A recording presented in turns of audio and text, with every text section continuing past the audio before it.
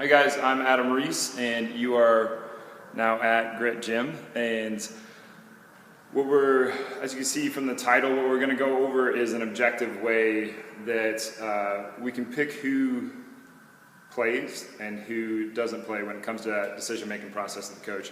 As strength coaches, we hear the good, bad, and the ugly from every angle. We hear from the parents, the coaches, and the athletes. So I'm really glad that I'm not in a position where I have to make the decision of who sits and who plays, because some kid's going to be really disappointed and you probably really care about that kid, and some parents probably not going to be very happy about it, and you risk that.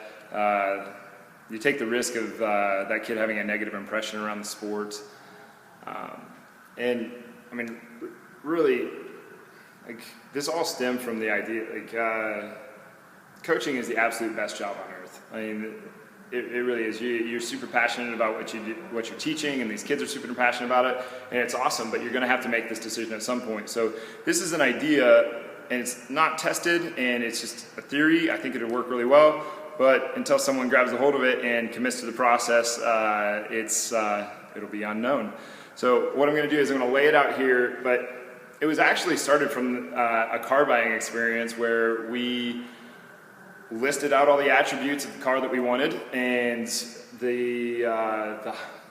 every attribute was given a value, and then we added those up, and whichever had the highest number won, and that was the car that we got.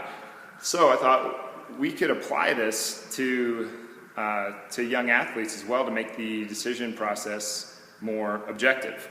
And the way that you do that, or the idea, the theory around this, the plan is that you list off the values of the best athlete that you see walking out there on the field. And then you use that scoring process to pick who is actually the starters that you are going to put out there. And I just put a sample list together here of things that you might add to your own list. And I mean, obviously, you would change it based on what you think is most valuable. These are a few of the things that I think are very valuable for an athlete to have. One of them is to work hard. I think any athlete, words are containers, sure. So some athletes are going to hear the word work, and it's going to leave this bad taste in their mouth, because work to them is seeing their parents go to a job that they hate 5 days a week and come home happy, so they don't get a really good idea of what work is. But for lack of a better term, we're going to use work here, and then work hard, but they also need to be able to work smart. Can they focus on the present priority? Can they be right here and right now, focusing on whatever it is? If you're learning fielding, if you're at batting practice, and you're focused on batting. But the contention I make is that if a kid is over there in the back of the group, and he's looking at some girl over in the stands, he's still focused. He's just focused on the girl instead of on what's going on right here and right now with practice. Now, his priority is girls at that point, and not baseball or whatever sport. You could apply this to any sport, really. But his priority is girls instead of baseball. Do they make baseball or their sport a priority in the here and now, in the present? Then are they a positive influence on those around them? Do they care? I think that's a big one. Do athletes actually care about their teammates, care about themselves, care about the community? And then are they able to bring their best every single day?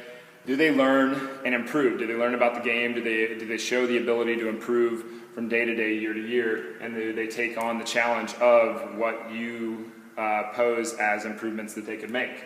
Then do they go above and beyond the expectation? Do they go above and beyond what you expect them to do, above and beyond that status quo? Do they bring energy and a sense of humor to the team? That's fairly important, really. If everybody's down, you need that guy that's going to be able to bring everybody back up. Then down at the bottom, arm strength, bat, and glove. Now, that's only 3 out of 12 that are devoted to skill and to talent. And the rest are somewhat around mindset. Now, this is how I would do it. You can do it however you would do it. But the idea is that it takes the load off of your decision-making process. Because let's say you have 3 different athletes. You have athlete A, B, C. So you have little Johnny, little Tommy, and Douglas. And little Johnny doesn't want to work hard. He doesn't want to show up. He doesn't make baseball a priority, but he's extremely talented. He's got got a really good glove. He's got a really good bat, and he's got really good arm strength.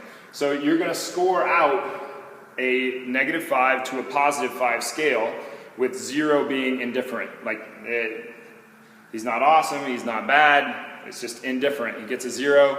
+5 is as good as it possibly gets. -5 is as bad as it possibly gets. So you've got this player A, so doesn't work hard, so you give him a, let's say he's on your scale, he's a -2. He works pretty smart, but he doesn't work hard, so you're probably going to give him a 0 there. Can he focus on the present priority? Well, when he's at practice, when he actually shows up, he does a good job. So maybe you give him a +1. All right, then you're going down the list. Number 4, is he a positive influence? I would contend that he's probably not a positive influence because he's not showing up and he's not working hard. To me, the best way to be a positive influence is to do these first 3. If you lead by example, sort of thing. So I'm going to give him a -3. Does he care? Obviously not. -5. Does he bring his best every single day? Obviously not, because he's not showing up. So I'm going to give him a -1. Learns and improves. I'm kind of doubting that this kid improves on a regular basis because he doesn't put in the time and effort that it needs to happen. And I'm going to take a wild guess that he doesn't have much interest in learning because he's already really good at it. And I'm not trying to bash talented players, but there's a lot of guys out there with this kind of mindset, or a lot of girls, a lot of athletes. So we're going to give him a -2 on this. Number 8, does he go above and beyond the status quo? Obviously not. -5. Does he bring energy and a sense of humor? Let's say he's real funny, and he's got energy every time he shows up, so let's give him a +5. And then we already know that he's a +5 in all of the other categories. Now you just add this up. So what is this? This is -2, -5, -10, -11, -13, -18, -13. I'm not awesome at math in my head, so -8, -3. Oh, he's back up. He ends up with a +2 out of 12. So he's a +2 out of 12. I think it's pretty safe to say that if you get a negative, if you're negative on this board, you're probably not going to be on that athlete's probably not going to come out on the field. Now you do this same thing. Let's say little Tommy is. He works his butt off, but he's not very talented. He shows up every single day, and from year to year to year, he showed drastic improvement as time's gone along. But he's kind of quiet, and he just sits back, and he doesn't really bring a ton to the team. So he works hard. So for 1, we're gonna give him a +4. Does he work smart? Let's say he just works hard for hard work's sake. So he's still working, so we give him a +1. Does he focus on the present priority? Well, he probably does if he's showing up and he's working hard, so we're going to give him a +1. Is he a positive influence? He's doing the other things, so I would give him a positive influence, even though he's kind of quiet and he's in the back of the room, so he doesn't have that huge presence. So I give him a +1. Let's give him a +2 because he's working so hard. Does he care about his teammates? Let's give him a +3. Anyway, I think you guys get kind of the idea, but then what do we have? 1, 2, 3, 4, 5. Number 6, does he bring his best every day?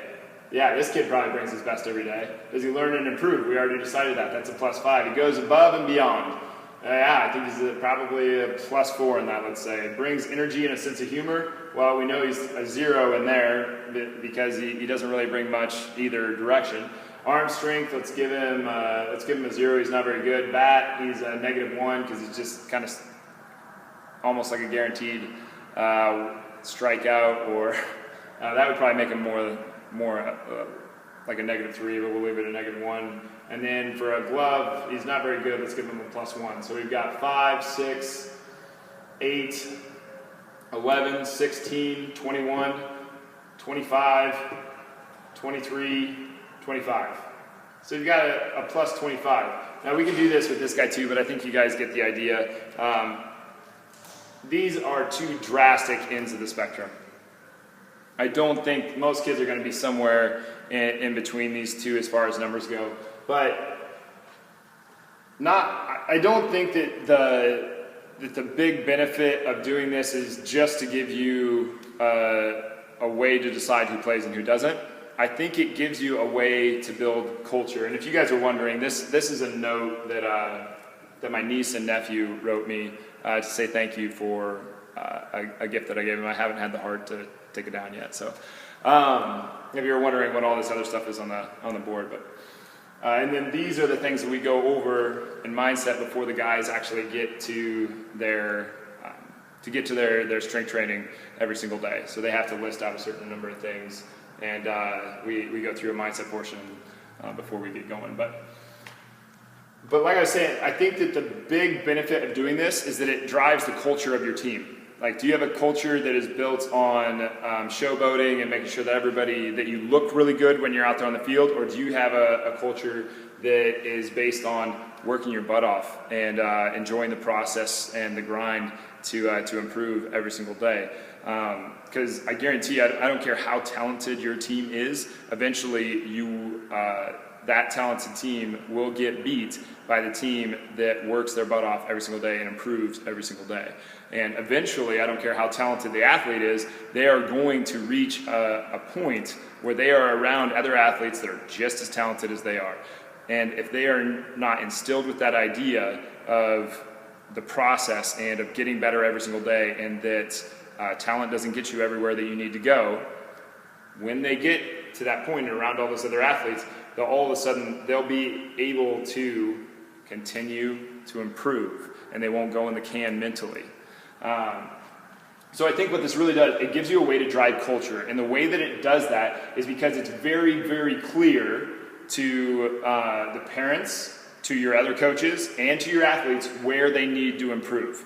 And before, I get it that you should play to your strengths. I totally understand that, but this isn't. I shouldn't have to. A kid shouldn't have to be told the attitude is like, you don't play to a negative attitude. If you have a negative attitude, you need to improve your attitude. That's not a skill. That's just you having a crap attitude. So play to your strengths, yes, of course, but we've got to be looking at some type of mindset thing. Where do they need to improve upon to be able to get on the field?